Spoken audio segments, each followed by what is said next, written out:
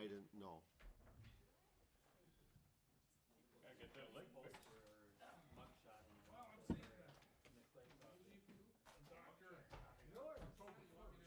Livermore? No, not Livermore yet. Another guy. Sports medicine guy. Good evening and welcome to tonight's Common Council meeting for September 29th, 2015. Clerk will call the roll, please. Markham. Here. Sedlacek. Present. Faller. Hanson. Present. Hildebrand. Here. Fernsler. Here. Nelson. Here. Williams. Here. Let the record show we have a quorum. Next item is the pledge. Please stand. Pledge allegiance to the flag of the United States of America and to the republic for which it stands, one nation, under God, indivisible, with liberty and justice for all.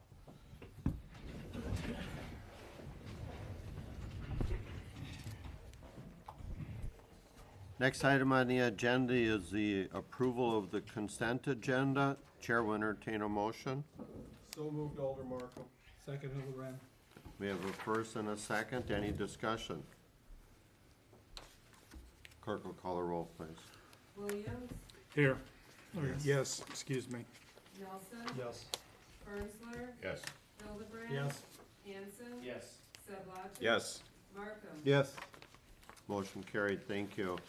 Next item is the audience portion where we ask citizens to stop in, sign in, and be called upon, where they do the talking, we do the listening. And tonight, we have had no one sign up. We do encourage people to come forward and tell us what's on their mind. Budget time is here, and we want to hear from you. Moving on, item 5, proclamation from the Daughters of the American Revolution, 125 years of service to America. We have a proclamation that we have for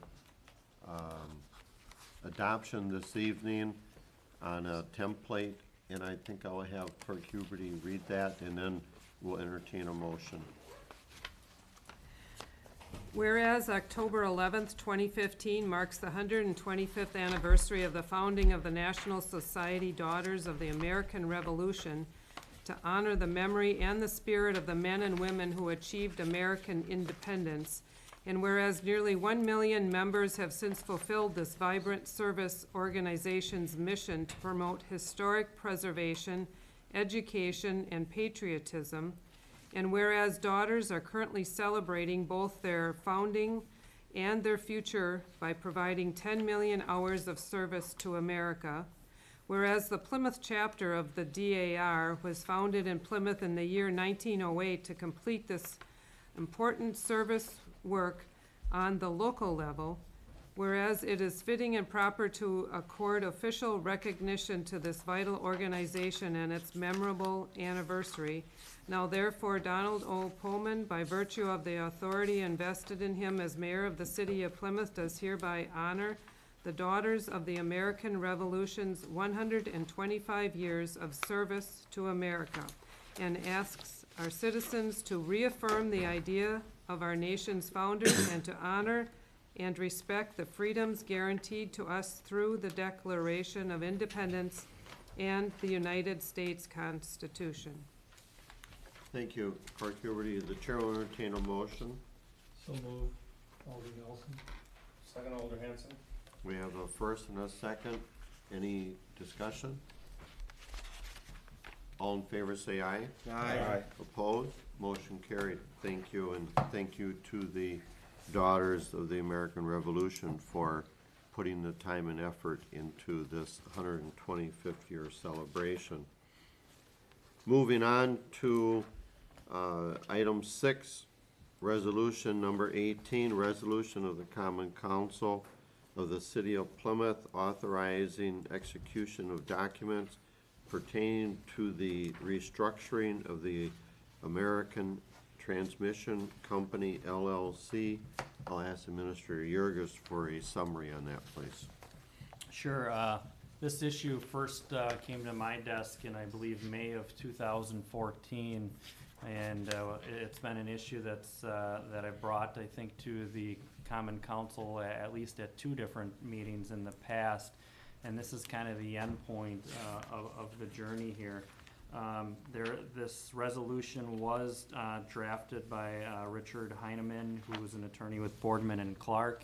He has represented the municipal utility group that are owners of American Transmission Company. To boil this down as a summary in its simplest form, they're reorganizing their corporate structure. They're looking at separating their Wisconsin book of business from their development book of business, and the development side is primarily new transmission assets outside of the state of Wisconsin, and really anywhere in the United States. They've looked at projects on the East Coast and the West Coast, and they've actually started to build some of those projects. And as part of the reorganization, we had the option to either continue to be part of that group that did development projects outside of the state of Wisconsin. However, there were 2 issues for us to be part of that. One is that's not something we could issue general obligation debt to be able to do those projects.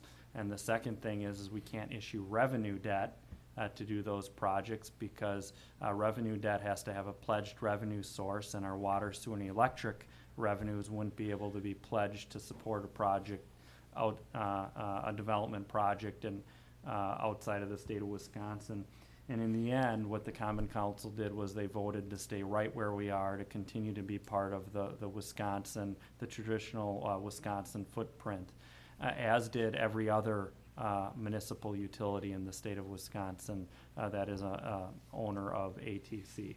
So this resolution would be adopted by the Common Council. There'd be some formal documents that would come to my office. I would sign those documents and return those to ATC, which all those documents have been reviewed by Attorney Heineman, and he is recommending approving the resolution as well as signing those corporate restructuring documents. Thank you, Questions? Administrator Yurgis. Yep. The chair will entertain a motion so we can discuss. So move, Alder Williams. Second, Alder Markham. We have a first and a second to approve all, resolution number 18 as stated, with the explanation that Administrator Yurgis just recited to us in previous discussion as well. Any further discussion? Alderman Hanson. Is this for the extension? Is this the extension for years, or is this not the same? I'm thinking of a different. You're thinking of the Willow Road transmission line sale? That's right. And that is still in process, and it's really the PSC has approved this, we've approved it, it's in front of the I thought federal. we were gonna go from 38 years to 50 years. That's a separate, that's that's a- WPPI. Okay, That's also- all right. That's a separate issue as Still- well, which will be coming Still in. electrical, okay. Yep, that'll come in front of you in the near future. Any other comments? Clerk will call the roll, please. Markham, Yes. Sedlacek, Yes. Hanson. Yes. Hildebrand, Yes. Fernsler, Yes. Nelson. Yes. Williams. Yes. Motion carried, thank you. Item 6B, resolution number 19, a resolution providing guidance on public message display in Antone Park, City of Plymouth. Administrator Yurgis, you want to give us a summary on that, please? Sure, I'll kind of provide an introduction and then see if our city attorney has any comments. I actually had asked City Attorney Crystal Fieber to draft this resolution. And this has been an issue that on occasion there have been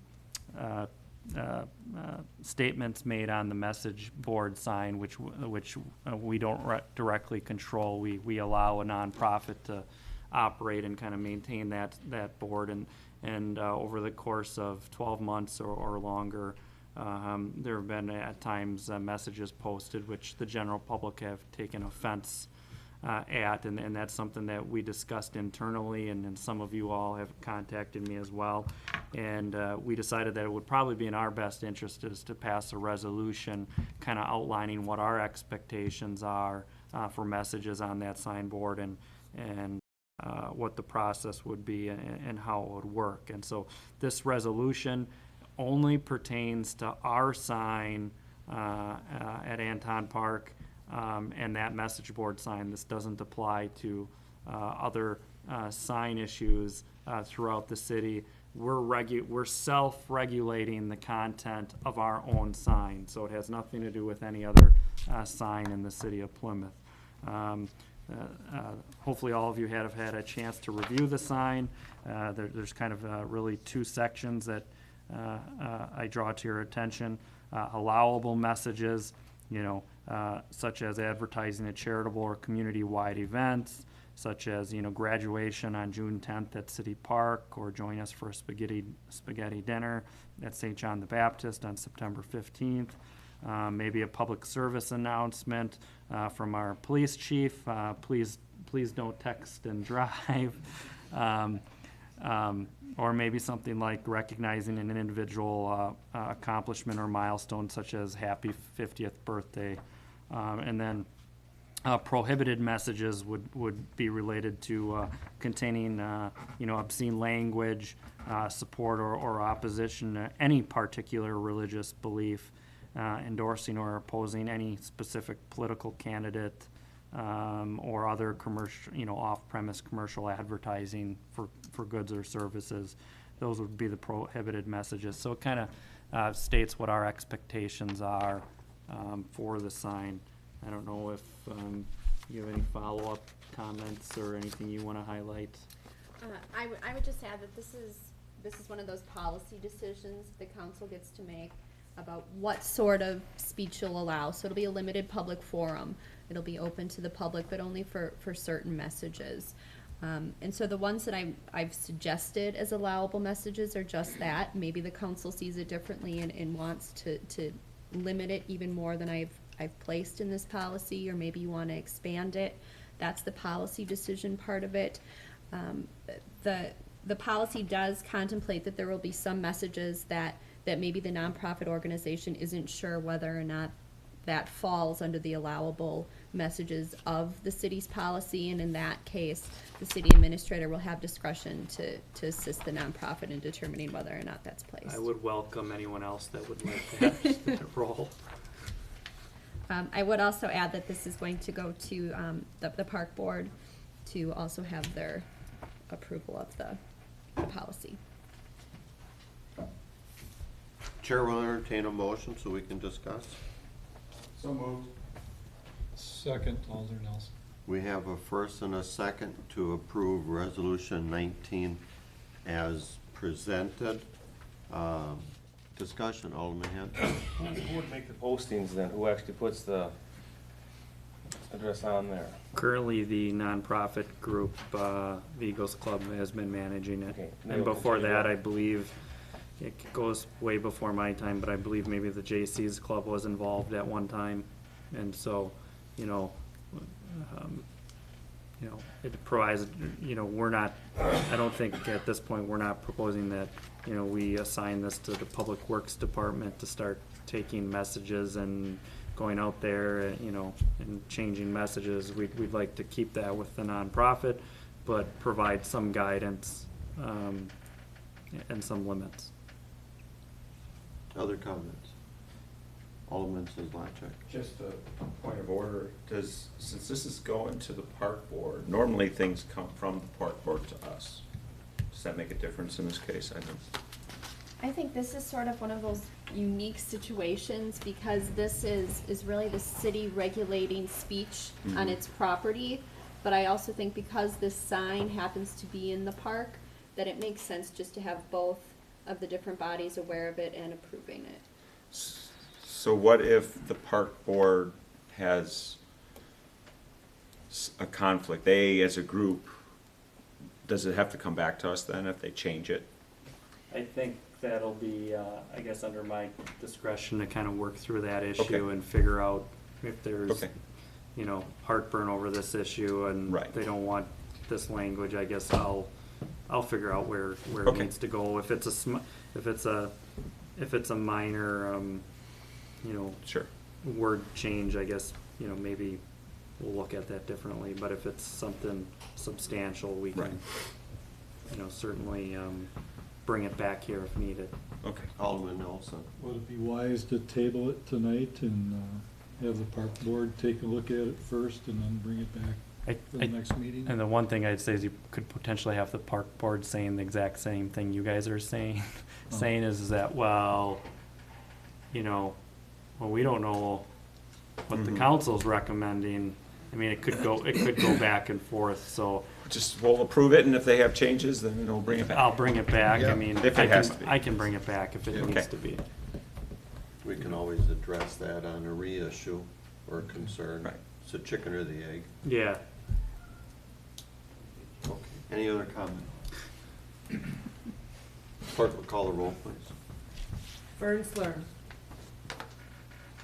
Let's back up a minute. Maybe we should read the resolution as a matter of record,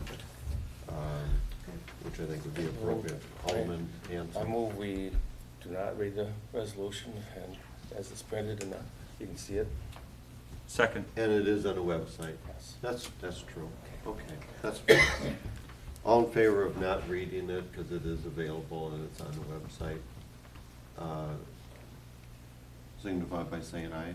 Aye. Opposed? Okay, that's fine. And now the actual resolution, roll call for the resolution number 19. Fernsler, Yes. Markham. Yes. Hanson. Yes. Nelson. Yes. Sedlacek. Yes. Hildebrand. Yes. Williams. Yes. Motion carried, thank you. Good idea. Moving on to item 8, new business, report from city liaison to the PIC Board of Directors, Alderman Dave Williams. Alderman Williams, your summary, please. Thank you, Mayor Coleman. As the liaison, I think it's appropriate that upon certain occasions that I report to the council on how our investment of $120,000 to the PIC to operate the senior center for us is progressing. And I'm very pleased to say that I think they have expanded programs again this year. Attendance is up and usage of the programs is up. Intergenerational programming is constantly being revised and increased, and everything seems to be progressing in a very businesslike manner.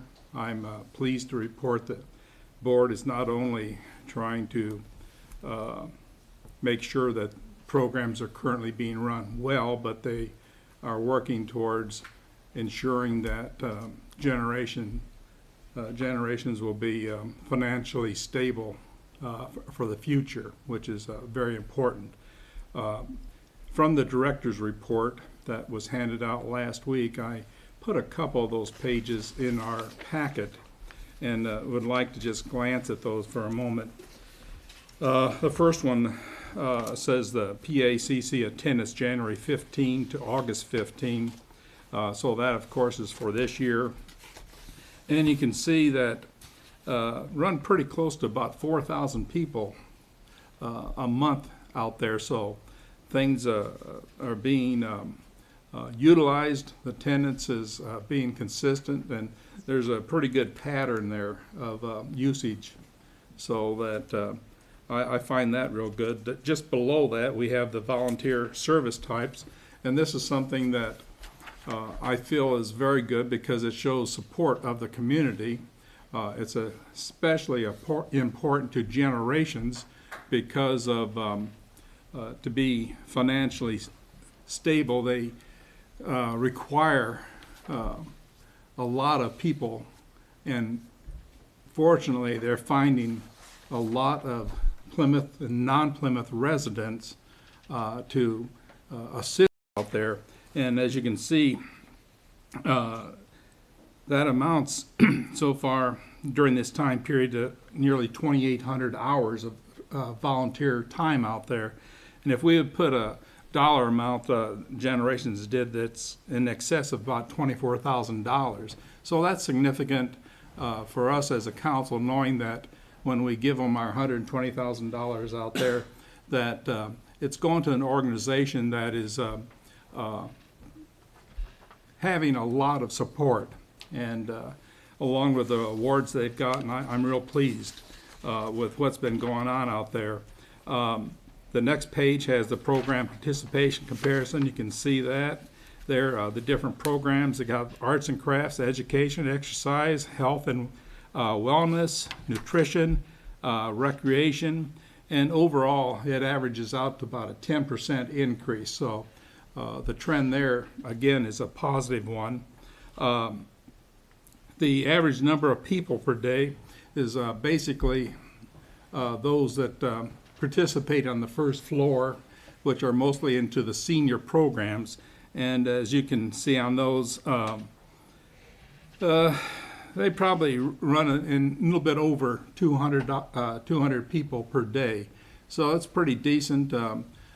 As new programs come on board, there's been requests for some additional programs. One thing that has been requested by some groups out there is a pickleball court. A couple years ago, I had no idea what pickleball is. It's kind of a cross between badminton and tennis, I guess, in my mind. But anyhow, Generations' intention is to build a pickleball court, outdoor court, that replaces a temporary one at this time. And to that end, they have submitted a grant request to the Committee on Aging, that the Committee on Aging will take a look at about a week from now. And then we'll be bringing that recommendation to this council. So to sum it all up, things are moving along pretty well out there. We've got a very healthy facility out there.